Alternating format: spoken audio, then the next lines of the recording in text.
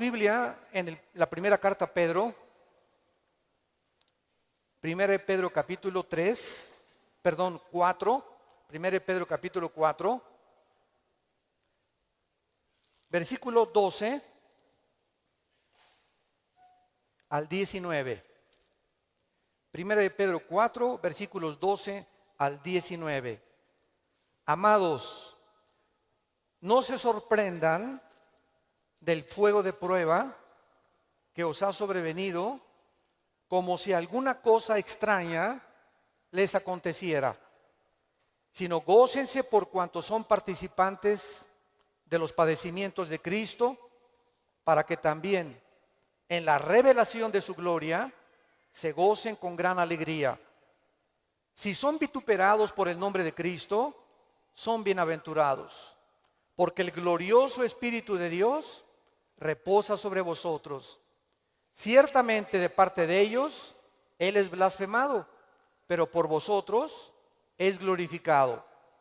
Así que ninguno de ustedes padezca como homicida, o ladrón, o malhechor, o por entremeterse en lo ajeno. Pero si alguno padece como cristiano, no se avergüence, sino glorifique a Dios por ello. Porque es tiempo de que el juicio comience por la casa de Dios. Y si primero comienza por nosotros, ¿cuál será el fin de aquellos que no obedecen al Evangelio de Dios? Y si el justo con dificultad se salva, ¿en dónde aparecerá el impío y el pecador? De modo que los que padecen según la voluntad de Dios, encomienden sus almas al fiel Creador y hagan el bien. Muchos cristianos no han entendido lo que es la vida cristiana. Y uno de los ejemplos que la Biblia usa, o una analogía para comparar qué es la iglesia, es el matrimonio. Y en el matrimonio, muchos de ustedes que también están recién casados, tenemos siempre ideas de las telenovelas, y fueron felices el príncipe y su amante, o su amiga, o su esposa, por los siglos de los siglos.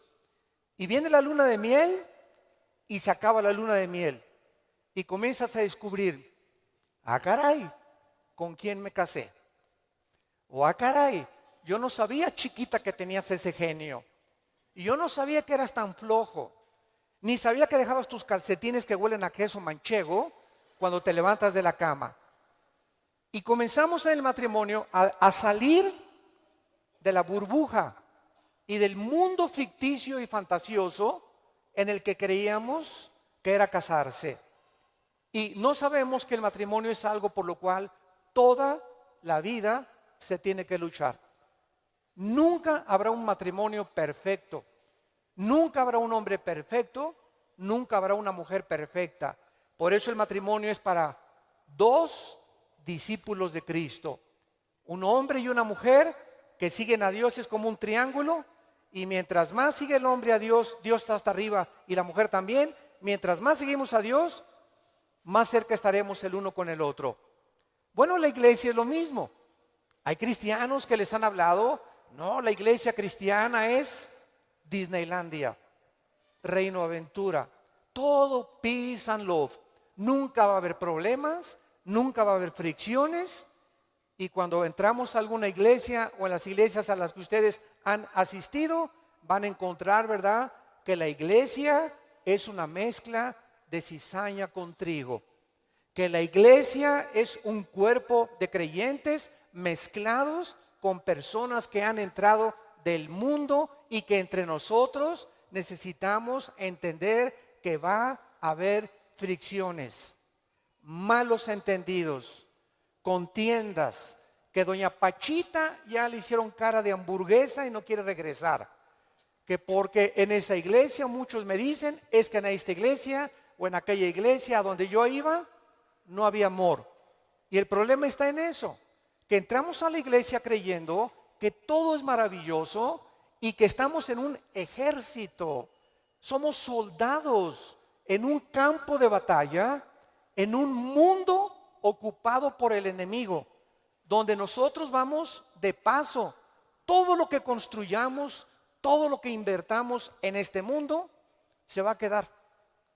Y cuando este mundo sea destruido, lo único que va a sobrevivir son las almas. Son las almas.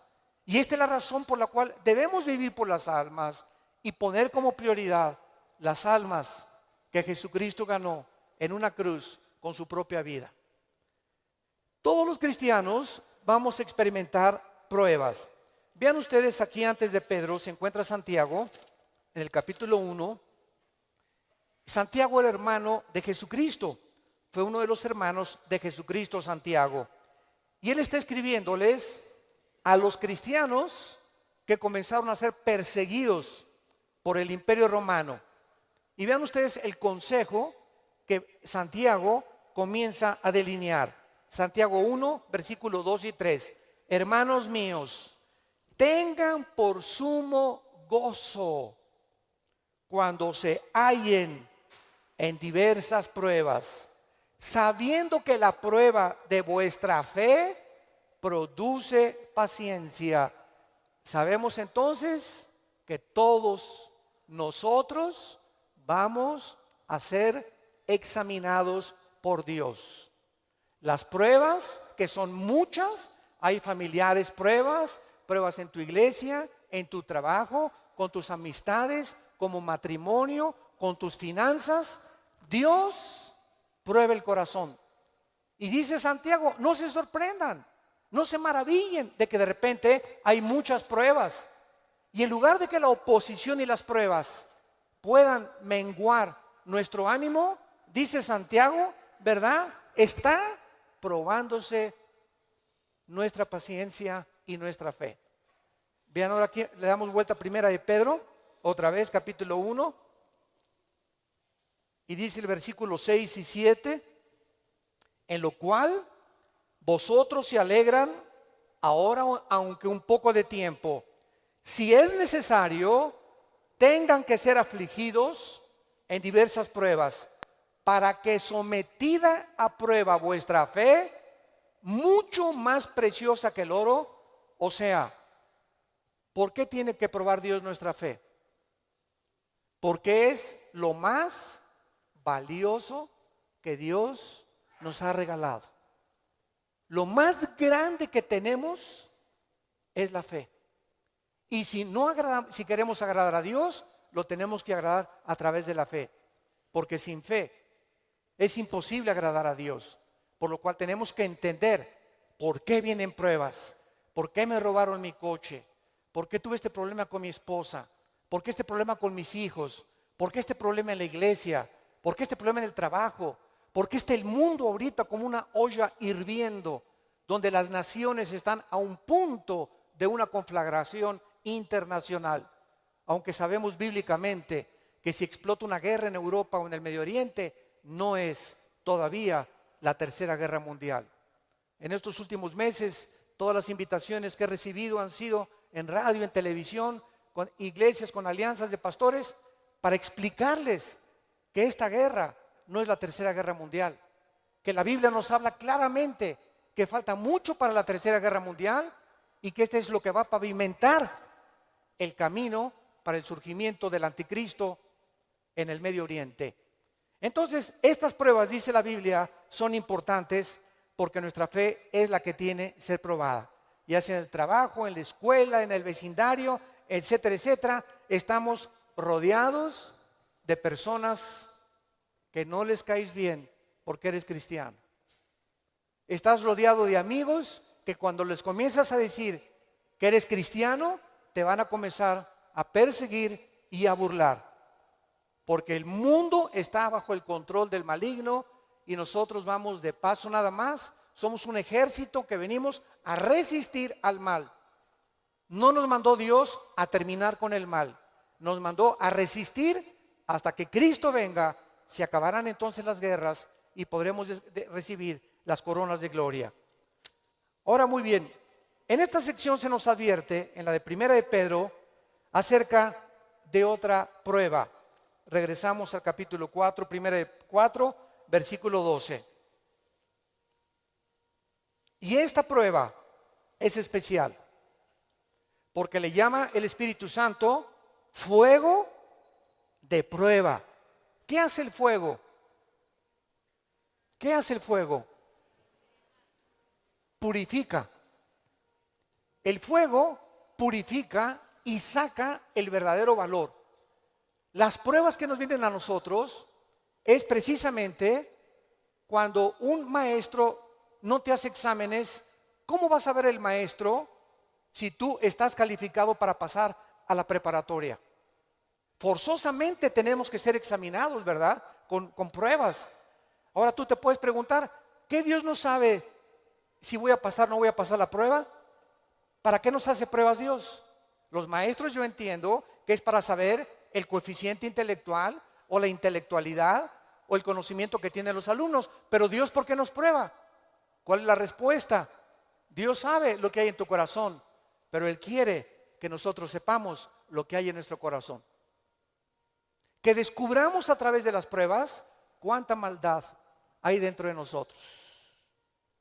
Cuántas cosas hay dentro de nosotros que necesitan ser quemadas todos los días. Cuántas cosas hay dentro de nosotros porque aunque seamos cristianos, seguimos teniendo el potencial de ir en contra de las leyes de Dios. Por eso dice en Gálatas 5, las obras de la carne son esto y esto y esto: fornicación, adulterio, borracheras, drogadicto, hechicerías, ocultismo, etcétera, etcétera. Un cristiano puede caer en las cosas que él practicaba antes de que fuera cristiano, si el cristiano abandona a Dios. Y cuando descubrimos la maldad que hay dentro de nosotros, ¿qué podemos hacer? Gritar como Pablo en Romanos 7, miserable de mí, en mí no mora el bien que quiero hacer no lo hago, lo que no quiero hacer eso hago. Entonces encuentro que en mi mente me dice, no fumes, el cigarro te va a molar los dientes, la lengua, la faringe, el esófago, la tráquea, los pulmones, el corazón. ¿Y por qué sigo fumando? Veo otra ley. Mi mente me dice, estás mal, pero mi corazón me dice, hazlo. Y mi carne le gana a mi razonamiento. Y entonces Pablo dice, miserable de mí, y dichosos los que han descubierto esto. Oh Dios mío, ¿por qué volví otra vez a prender el canal de la pornografía? Yo no quería ver esa pornografía. ¿Por qué caí ayer con mis amigos y me emborraché la semana pasada? Soy cristiano, ¿por qué lo hice? ¿Por qué le grité a mi esposa como le debía haber gritado? No debía haberle gritado. ¿Por qué lo hice? Y qué mal nos sentimos cuando comenzamos a descubrir esa maldad. Y qué buen síntoma es que digas, ¿por qué lo hice? Eso muestra que tenemos al Espíritu Santo, que nos está redarguyendo, que nos está diciendo, esto que hiciste está mal. Antes lo hacías y no te importaba y te dormías ni pedías perdón. Pero ahora cuando pecamos nos damos cuenta, nos entristecemos, nos llenamos de una ansiedad tremenda en el corazón porque no tenemos paz. Es la paz que nos quita Dios hasta que vengamos a la cruz y le pidamos perdón y la sangre de Cristo nos limpia de todo pecado. Pero esta es la razón por la cual las pruebas Dios nos las manda, para que vayamos evaluándonos honesta, íntegra y sinceramente en qué nivel nos encontramos de espiritualidad. Vayamos a Santiago capítulo 1 otra vez con este versículo y vamos a ver algunas verdades prácticas antes de desarrollar el pasaje que acabamos de leer. Veamos algunas verdades prácticas de las pruebas. En primer lugar, las pruebas son algo común en la vida cristiana. Dice Santiago, cuando os halléis en diversas pruebas. En segundo lugar, estas pruebas, van a venir en diferentes categorías. De repente, estás tranquilo, eres deportista, tomas vitaminas, estás perfectamente sano y te vas a hacer unos exámenes de sangre y las radiografías y la biometría hemática de sangre te dice el médico tiene usted cáncer, o tiene usted diabetes, o padece usted un problema, ¿verdad?, renal, etcétera, etcétera. En el momento que oímos esta noticia, toda nuestra vida cambia. En ese momento dices, ¿qué me está pasando? ¿Cómo me pudo suceder esto a mí? Fue una prueba de fuego. O de repente tu hijo cayó y chocó, o tu hija se mató, o tu esposo se murió, o se cayó tu casa, o se incendió tu coche. Nunca sabemos qué va a suceder el día de mañana. Entonces tenemos que estar preparados para entender que estamos en un mundo donde somos vulnerables y donde cualquier cosa puede suceder, y Dios lo va a permitir con un propósito siempre, siempre santo, que va a resultar para un bien. Cuando oigas de ese accidente, de esa enfermedad y de ese problema, no lo entendemos. ¿Qué está pasando en la iglesia? ¿O qué pasó en mi casa? ¿O qué pasó con el gobierno? ¿O un golpe de estado? No entendemos cuando explota una bomba. Hay mucho humo y no se puede entender qué es lo que está pasando. ¿Qué verdad? No hay verdad. ¿Será mentira? ¿Será melón? ¿Será sandía? Y no es hasta que el humo se va, pasa una semana o 2 semanas, cuando comienzas a ver y a entender. Si tú en esa prueba, escúchame muy bien, durante esa prueba que estás atravesando, no te sueltas, pase lo que pase en tu vida. Si tú no te sueltas de Cristo, no te imaginas cómo Dios te va a bendecir, te va a fortalecer y vas a madurar espiritualmente como no te imaginas. ¿Qué se probó cuando te dijeron que estabas enfermo? ¿Qué se probó cuando oíste que te robaron tu coche? ¿Qué se está probando cuando perdiste el trabajo? Se está probando nuestra fe. ¿Cuánto confiamos en Dios? Cuando se va tu esposa o te abandona su esposo, ¿qué vas a hacer? ¿Te vas a recurrir a las drogas? ¿Te vas a emborrachar? ¿Vas a renegar contra Dios? ¿Para eso soy cristiano? ¿Me quitaron mi trabajo? ¿Por qué si yo diezmo regularmente me quitan mi coche? Dios, yo no lo entiendo. ¿Y por qué me corren de mi trabajo si sabes que tengo que mantener a mi familia? Dios está buscando que nosotros veamos nuestra reacción, porque nuestra reacción determina el nivel espiritual que tenemos de fe. Y es precisamente en esas pruebas, en esas reacciones, donde Dios sabe cómo vas a reaccionar. Vamos rápidamente a Génesis capítulo 22. En el Antiguo Testamento, y veamos la prueba de fuego que pasó a Abraham.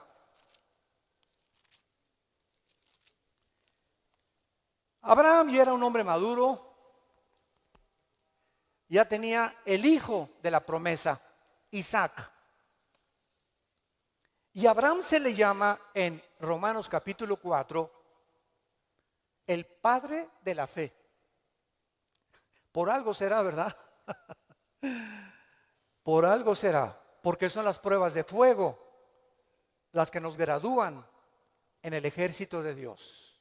Las pruebas, no las muchas pruebas, nos van preparando, pero hay una prueba de fuego que es nuestra graduación. Cuando ya Dios se da cuenta que no importa lo que pase en tu vida, nunca te soltarás de Él.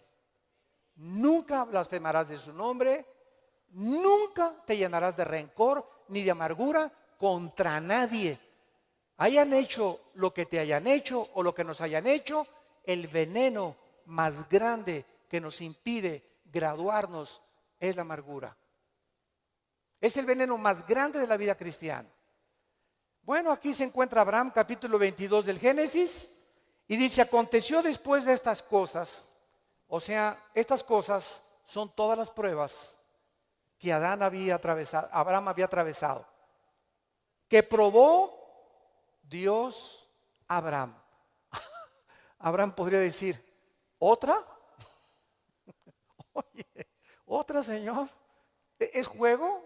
O sea, ¿otra prueba? Pero Adán, quiero decirte una cosa, Abraham. Esta prueba, ¿verdad? No te imaginas va a ser la bendición más grande para tu vida y para 1000 generaciones después.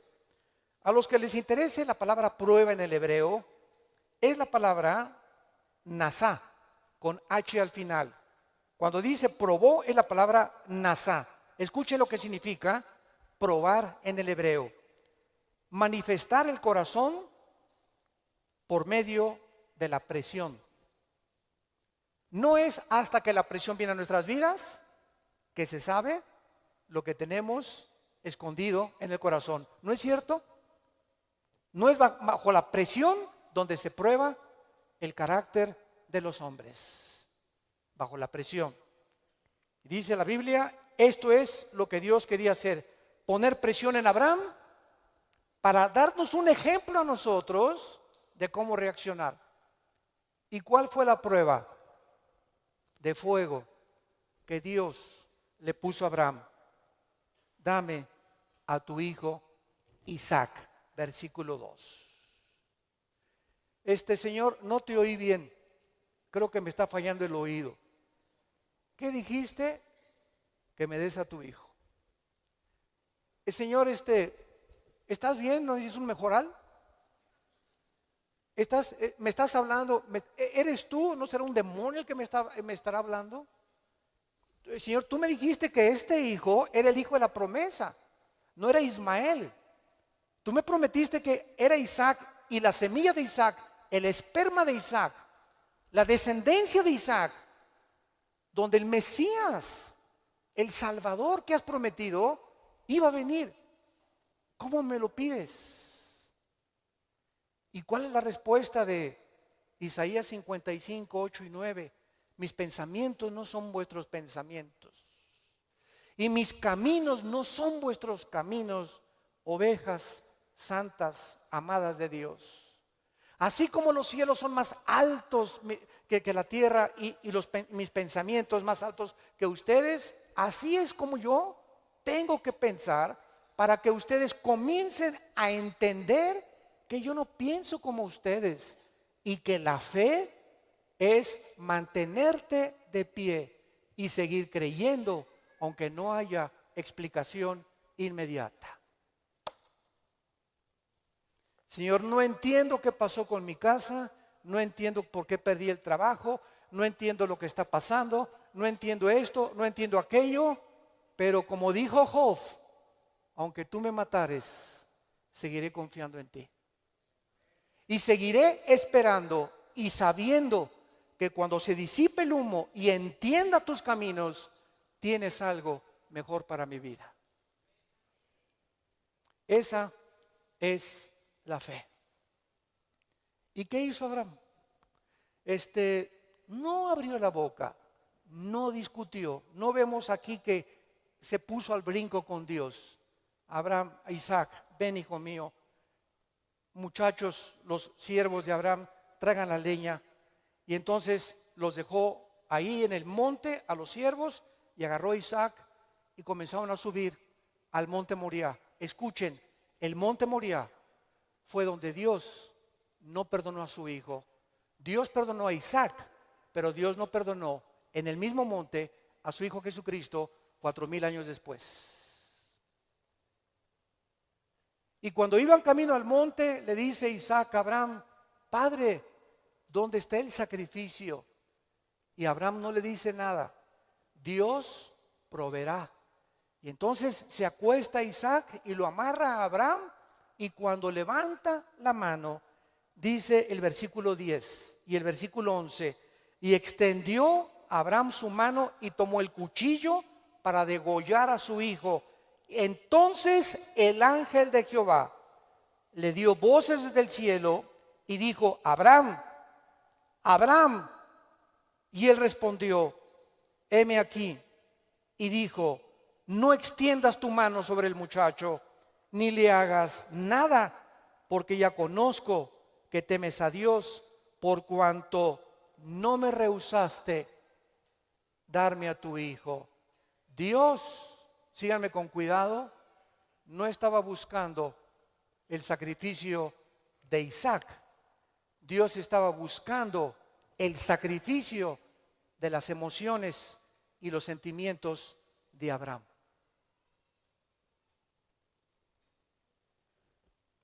Abraham tenía que pasar la prueba de morir a sus emociones y a sus sentimientos y amar a Dios con todas sus fuerzas y con todo su corazón, escúchenme, más que a su hijo.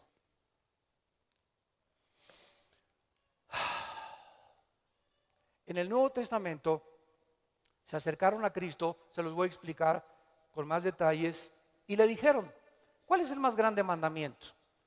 Y contestó Jesucristo: amarás a Dios con todo tu corazón, con todas tus fuerzas y con toda tu alma, y a tu prójimo como a ti mismo.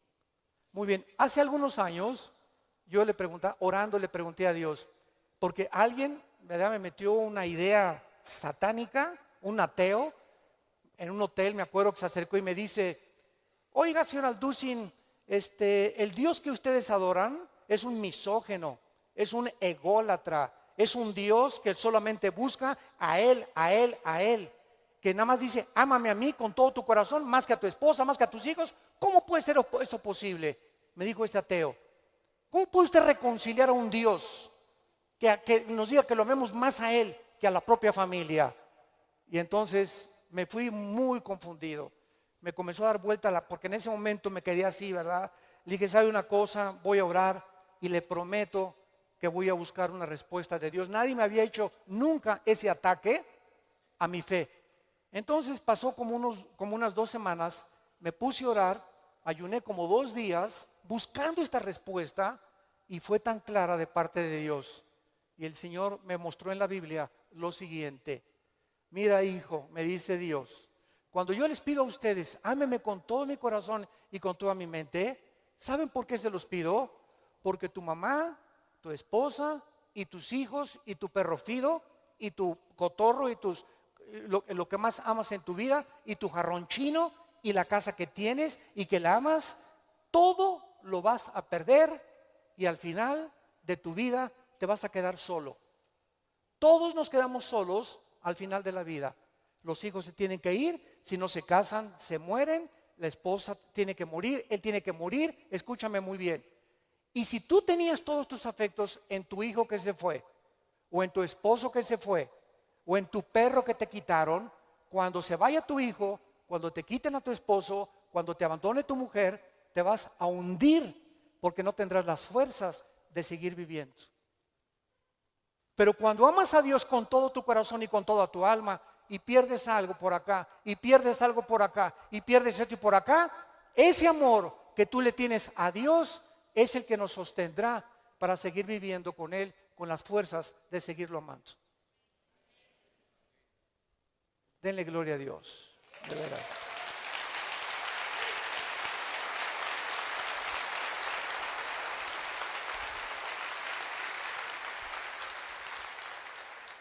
La fe es creer aunque no entendamos. Si Dios lo dijo, tiene una razón. Detrás de cada mandamiento de Dios se encuentra la sabiduría de Dios. Cuando Dios le dice a los jóvenes: no forniquen ni tengan relaciones sexuales antes de casarse, gritan los jóvenes y protestan los jóvenes: ¿nos quieres quitar la felicidad? ¿Qué tiene? ¿Así nos vamos a conocer mejor antes de casarnos? Pero detrás de esa prohibición que Dios tiene es el inmenso amor que Él nos dio desde la cruz. Por amor te lo digo, jovencita, te dice Dios, por amor que te tengo, joven que me escuchas. Tú no te imaginas las consecuencias de la fornicación. Vas a los 18, 19 años a ver crecer tu pancita, te vas a tener que salir de la escuela, él va a resultar con que no te quiere. Es increíble que por no haber puesto ustedes freno en sus relaciones meses antes, hayan ustedes acabado en un pecado que se llama la fornicación. Dios es sabio y nos dice a los casados: no cometerás adulterio. Dice Salomón en Proverbios 6, versículo 32: el que comete adulterio es falto de entendimiento, corrompe su alma el que tal hace. El que comete adulterio echa a perder su matrimonio, sus hijos, los celos, la infidelidad, que tarda años en poder levantarse. ¿Y todo por qué? Por tu ego, por tu orgullo, por tu vanidad de querer irte con una muchacha más joven o con otro hombre sin tomar en cuenta a tu propia familia. Es el ego siempre el enemigo de nuestro Dios. Dios sabe por qué nos da las provisiones que nos da, porque nos ama y quiere lo mejor para nuestra vida.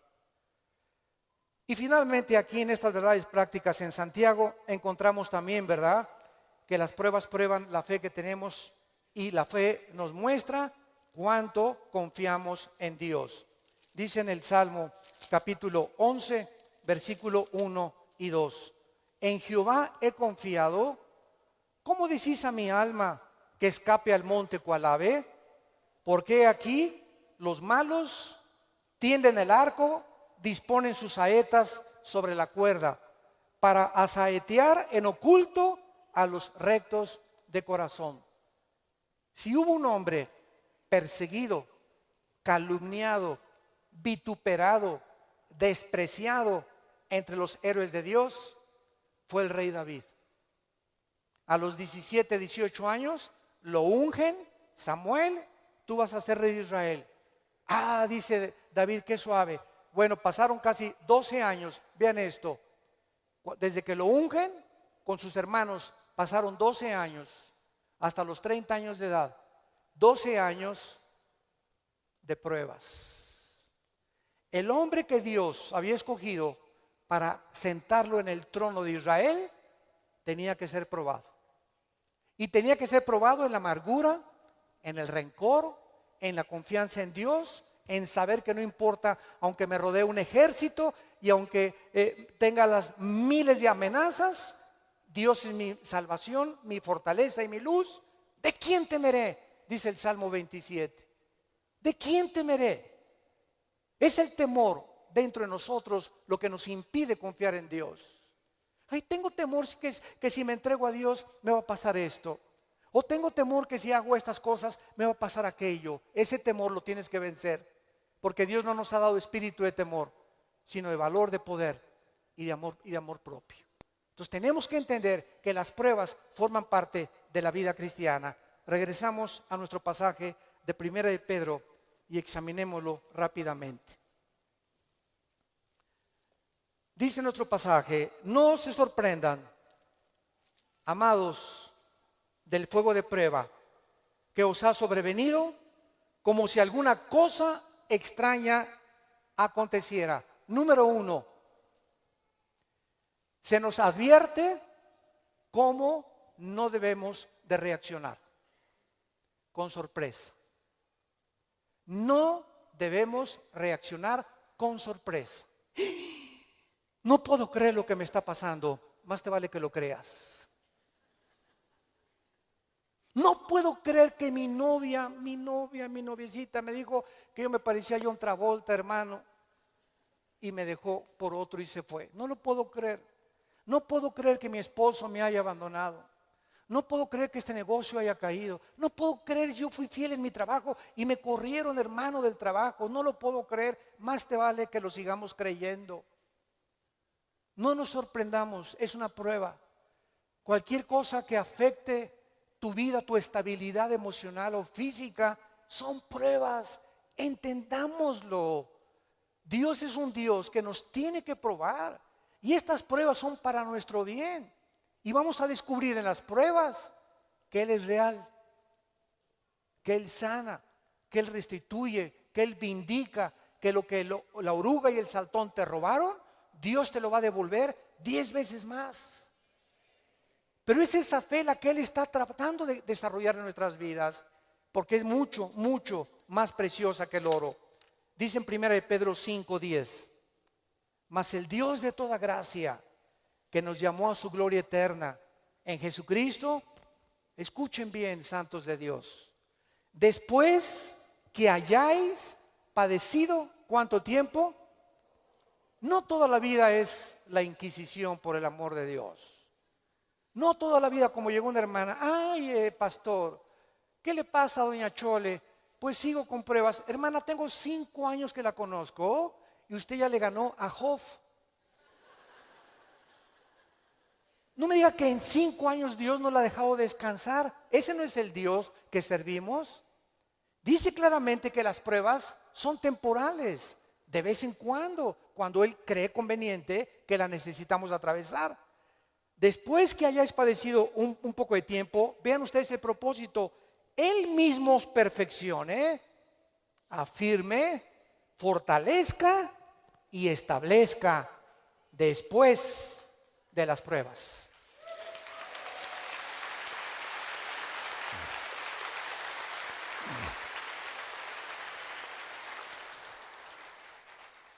Ahora, veamos lo que tenemos que hacer.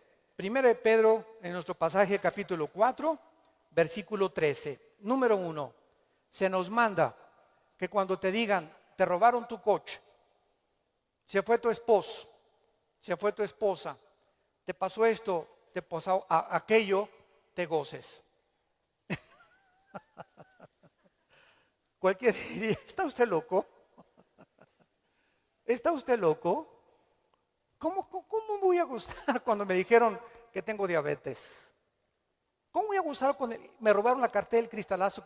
Hermano, ¿no está viendo cómo estoy? Que tengo aquí un martillo para encontrar el que me rompió el carro. Le voy a dar un martillazo en la cabeza si me lo encuentro. O mi esposo, ¿verdad? Con la cara de cocodrilo. Qué bueno que se fue el cocodrilo y que se fue, ¿verdad?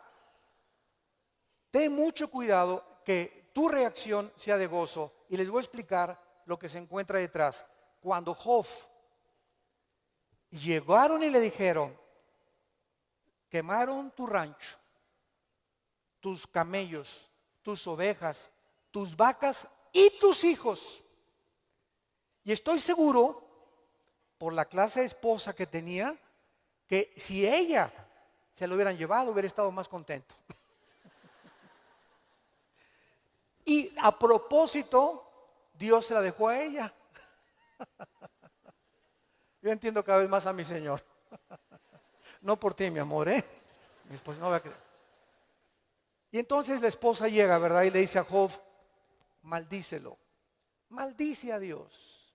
Y contesta Job y le dice a la esposa, vean la calidad moral y espiritual y de fe que tenía este hombre en Dios. ¿Qué acaso recibiremos de Dios solo lo bueno y no lo malo? Bendito sea el nombre de Dios, porque Él da y Él quita en su soberanía. Qué tremendo, ¿verdad?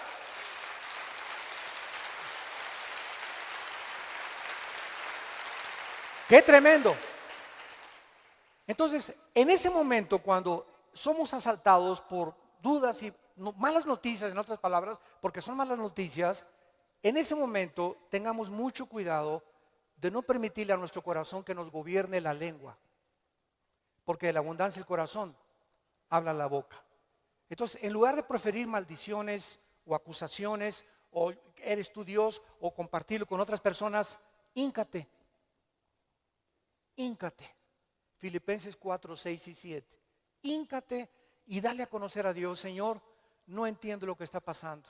No entiendo por qué me pasó esto. ¿Por qué esta enfermedad? Oh Dios, no entiendo, pero quiero seguir confiando en ti. Solo te pido que mientras esto pasa y no lo entiendas, me fortalezcas y me muestres la razón para que yo pueda seguir bendiciéndote y adorándote.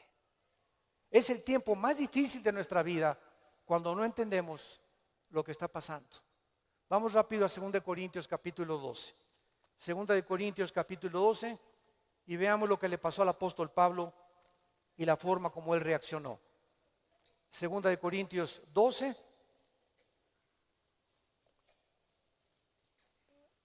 Pablo fue uno de los pocos hombres, junto con Enoc y Elías y el apóstol Juan, que subieron al cielo. En el Nuevo Testamento, Pablo y Juan fueron los dos únicos apóstoles que subieron al cielo sin morir. Fueron sacados de su cuerpo espiritualmente. Y Pablo lo llevó Dios al tercer cielo, donde habita Dios. Y cuando Pablo regresó a la tierra, su espíritu salió de su cuerpo y su espíritu volvió a entrar a su cuerpo. Pablo dice que lo que él oyó allá en el cielo y lo que él vio, no había palabras humanas para poder describirlo. Y como fue una experiencia tan impresionante, pero tan grande, que cabía la posibilidad, dada la naturaleza humana pecaminosa que aún tenemos, Dios tuvo que darle una prueba a Pablo y ponerle un aguijón en su cuerpo físico, alguna enfermedad. Y esta enfermedad no sabemos qué es. Algunos han especulado que era algún problema oftalmológico, porque dicen Gálatas, mira con cuán grandes letras les escribo. Bueno, no sabemos, ¿no? Entonces Pablo tenía algo en su cuerpo que lo atormentaba y se hincó delante de Dios y le dijo: Señor, quítame este aguijón. No, Pablo. Señor, te ruego, quítamelo. No, Pablo. Señor, te lo imploro como de corazón. Si quieres me voy a la villa y de vuelta de rodillas. Hago lo que tú quieras, quítame este aguijón. Y Dios le contesta y le dice en el versículo 9: y el Señor me ha dicho, bástate mi gracia. ¿Por qué? Porque mi poder, y lo traduzco en el original griego, está en presente continuo. Mi poder se está perfeccionando a través de esta dolencia física que he permitido que tú tengas. Mi poder se está perfeccionando mientras tú estás sufriendo esta enfermedad en la que estás atravesando. Y entonces Pablo, cuando entiende, detrás de lo que no entendía, por qué Dios permite eso en su vida, contesta Pablo y dice: por tanto, de buena gana me gloriaré más en mis debilidades, para que repose sobre mí el poder de Cristo. Hace poco mi esposa y yo estábamos en Dallas, y ¿se acuerdan de este muchacho que no tiene brazos ni piernas? Muchos de ustedes lo conocen. Bueno, su esposa es mexicana, de Chihuahua. Y estuvimos ahí como una hora mi esposa y yo y nuestros 3 hijos compartiendo con ellos en una iglesia de Dallas, y nos querían conocer también a nosotros, bueno, que también conocían nuestro ministerio, etcétera, etcétera. Y cuando yo me acerqué a abrazarlo, a este muchacho, ¿de dónde lo agarro? Nunca había tenido esa impresión, me quedé como paralizado. ¿Qué hago, no? Y él me hacía así. Bueno, pues entonces como un costal, ¿verdad? Lo agarré y lo hice así. Y me dice: levántame. Y le comencé a hacer así. Y entonces le pregunté y le dije, sinceramente, platicando con él, ¿por qué nos dijiste que quién era feliz? Y entonces en la reunión que él tuvo, le preguntó a la gente: ¿quién de ustedes es feliz? Y muchos que estaban: yo sí o no. Y me dice: yo les quiero contestar algo. Dios permitió que naciera sin brazos y sin piernas para que yo fuera un testimonio que la felicidad no se encuentra en estar completo, sino en tener el poder de Dios viviendo en tu vida.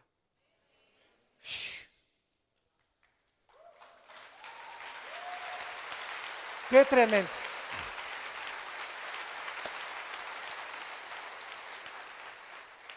Mi esposa y yo nos bañamos de lágrimas. Tenemos piernas, tenemos brazos, tenemos casa, Conflex, un carro, lo que sea, nuestros hijos, y estamos descontentos. Teniendo contentamiento, teniendo sustento y abrigo, estamos contentos porque estamos vivos. Nosotros estamos completos, y él era más feliz que la mitad de los que fueron a escucharlo. Él riéndose, y era una felicidad, ¿no es cierto, Marta? Un gozo sincero. Él no estaba fingiendo, él estaba lleno del poder de Dios. Y transmitía en sus ojos esa paz, ese contentamiento, esa aceptación. Él dijo que a los 12 años se quiso suicidar porque todavía no había aceptado a Cristo. Y se metió y dice: ¿cómo me suicido? ¿Con qué? Ni modo que agarre una pistola y le haga así, ¿verdad? Se metió a la tina del baño y con la boca abrió la llave y se quería morir ahogado. Y cuando estaba el agua subiendo, muchos de ustedes que ya no oído su testimonio, yo lo traigo grabado en mi iPhone, dice que en ese momento dijo: si yo me quito la vida, nunca podré compensarles a mis padres y los haré culpables a mis padres, porque siempre se lamentarán porque yo nací así, y si hay un Dios, nunca conoceré el propósito por el cual permitió que yo naciera sin brazos y sin piernas. Y apagó la llave y le dijo, yo no entiendo, al año se convierte a Jesucristo.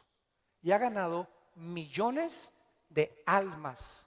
Dios dicen que hay uno entre 15 o 20 millones de seres humanos que nacen así. A este muchacho Dios lo escogió Dios para dar un mensaje al mundo. La felicidad no está en el dinero, ni en tener salud, ni en tener casa, ni en tener vehículos, sino si tú tienes a Jesucristo y la paz de Él que sobrepasa todo entendimiento.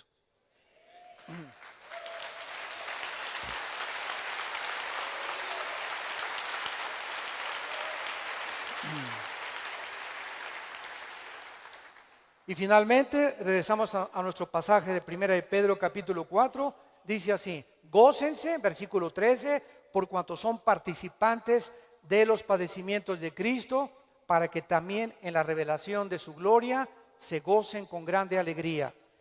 En penúltimo lugar, las pruebas nos están haciendo parecernos más a Jesús.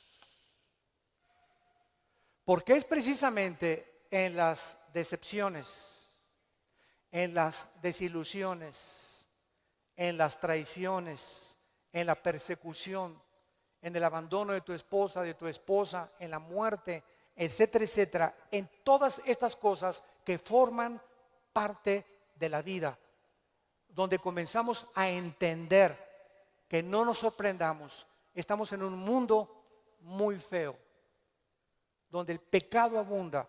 Este grupo de ISIS en el Medio Oriente ya no son seres humanos, son zombies, son monstruos, seres humanos deshumanizados completamente, sin ningún sentimiento, sin ninguna emoción, sin ningún corazón, ninguna conciencia. A los niños ahora los enseñan a ellos que a las víctimas les corten la cabeza y jueguen fútbol con las cabezas para desensibilizarlos y deshumanizarlos a los 8 años de edad. Ese es el mundo que vivimos. ¿Nos sorprende? No nos sorprende, porque la Biblia dice, 2 Timoteo 3, vendrán tiempos feroces, peligrosos, hombres amadores de sí mismos, donde no les importará absolutamente nada más que su ego y su propia vanidad, y el imperio y el espíritu de control. Todo espíritu que quiera controlar y dominar a los demás es un espíritu de brujería. ¿Se acuerdan a Cristo antes de morir? Que llegan los hijos de Zebedeo con la mamá. Oye, cuando vengas, quiero que mi hijo Pancho y Pancholín se sienten junto a ti.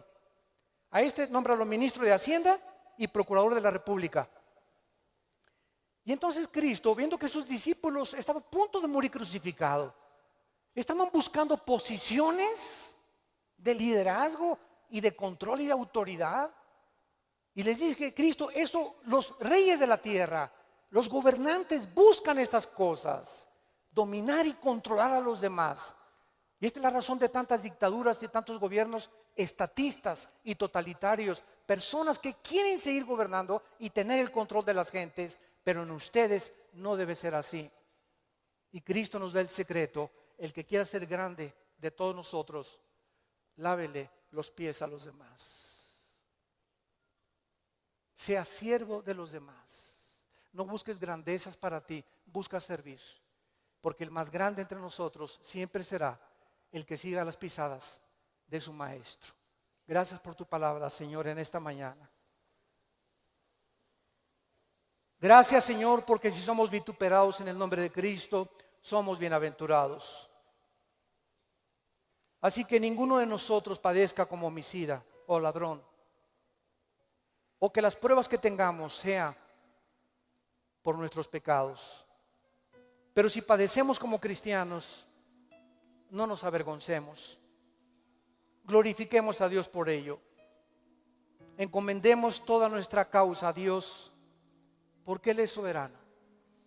Nunca nos dejará y nunca nos desamparará. Bendecimos, Padre, a todos nuestros enemigos. Bendecimos a los que nos calumnian y contienden contra nosotros. Te damos las gracias por estas pruebas, porque está probando lo que hay en nuestro corazón. Si no perdonamos 70 veces 7, no hemos crecido en la gracia y el conocimiento de Jesucristo. Si hay alguna persona en esta mañana que aún no tiene a Jesús, que aún no tienes este corazón que Dios quiere que tú tengas, esta comprensión de la vida espiritual y de lo que es la iglesia y el cristianismo, ven a la cruz, entrégale tu vida diciéndole estas palabras ahí con todo tu corazón: Señor mío y Dios mío, te pido perdón por mi vida.